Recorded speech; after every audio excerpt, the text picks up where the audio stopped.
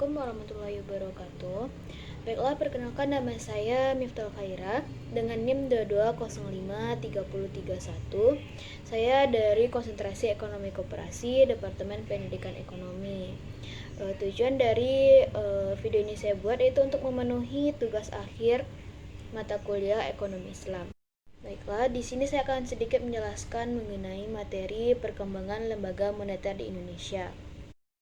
Baiklah, perkembangan lembaga moneter Indonesia dapat dibagi menjadi beberapa periode.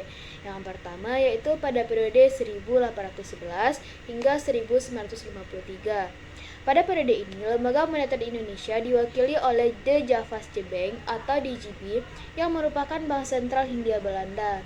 DJB bertanggung jawab untuk mencetak uang, mengatur sistem pembayaran, dan mengawasi bank-bank di Hindia Belanda.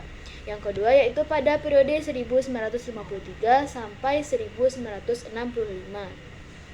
Pada periode ini, DJB diubah menjadi Bank Indonesia atau BI berdasarkan Undang-Undang Nomor 11 Tahun 1953.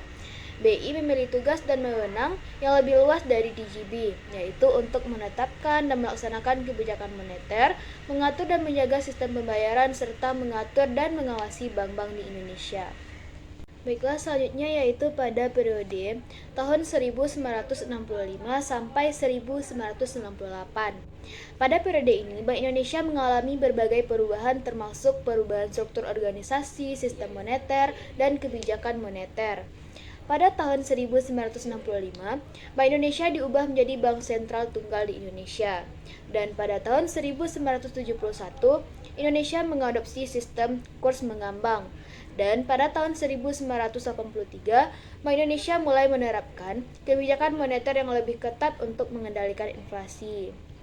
Selanjutnya, yaitu pada periode 1998 hingga saat ini.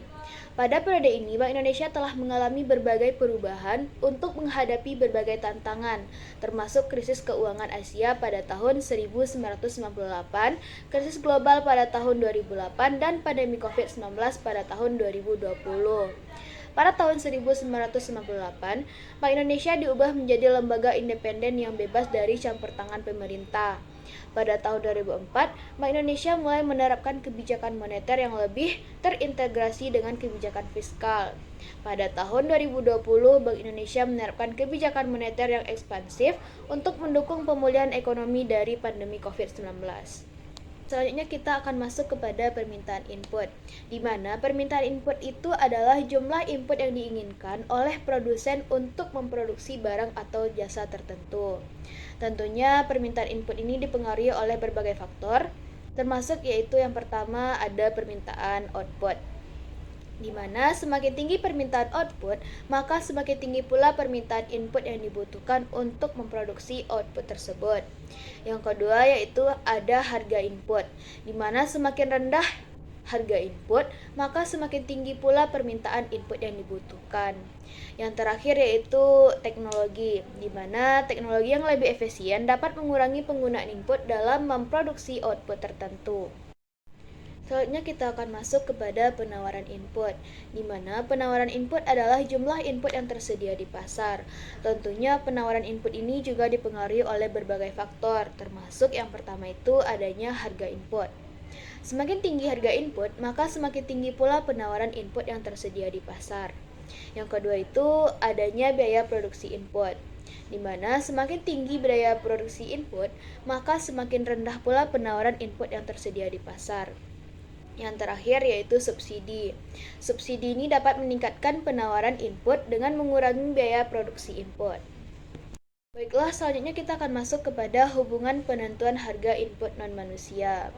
Harga input non-manusia sendiri ditentukan oleh interaksi antara permintaan dan penawaran input. Dalam kondisi pasar persaingan sempurna, tentunya harga input akan ditentukan oleh titik keseimbangan antara permintaan dan penawaran input. Pada titik keseimbangan, jumlah input yang diminta sama dengan jumlah input yang ditawarkan. Harga input akan naik jika permintaan input naik lebih tinggi dari penawaran input. Begitu juga sebaliknya, harga input akan turun jika permintaan input turun lebih rendah dari penawaran input. Selanjutnya kita akan berikan contoh mengenai analisis permintaan input, penawaran input, dan hubungan penentuan harga input non-manusia. Misalkan sebuah perusahaan memproduksi sepatu. Tentunya permintaan sepatu meningkat karena adanya pertumbuhan ekonomi. Hal ini menyebabkan permintaan kulit, salah satu input produksi sepatu juga meningkat. Tentunya dengan peningkatan permintaan kulit menyebabkan harga kulit naik. Kenaikan harga kulit ini akan mendorong produsen kulit untuk meningkatkan produksi kulit. Tentunya juga peningkatan produksi kulit ini akan meningkatkan penawaran kulit. Peningkatan permintaan kulit dan peningkatan penawaran kulit akan menyebabkan harga kulit mencapai titik keseimbangan baru. Harga kulit yang baru akan lebih tinggi dari harga kulit sebelumnya. Baiklah, dapat kita simpulkan bersama-sama bahwasanya perkembangan lembaga moneter di Indonesia telah mengalami berbagai perubahan, baik itu dalam struktur organisasi, sistem moneter, maupun kebijakan moneter. Tentunya perubahan ini dilakukan untuk menghadapi berbagai tantangan termasuk krisis keuangan, krisis global, dan pandemi COVID-19.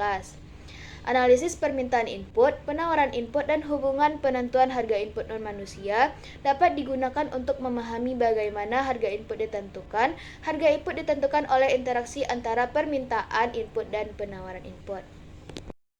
Selanjutnya yaitu penutup.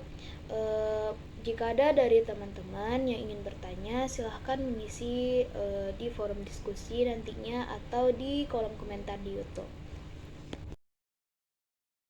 Baiklah, sekian presentasi dari saya. Mohon maaf apabila ada kesalahan kata, dan saya akan akhiri dengan sebuah pantun. Jalan-jalan ke Amerika, pulangnya membeli good time. Sekian presentasi dari saya, and see you next time. Dadah!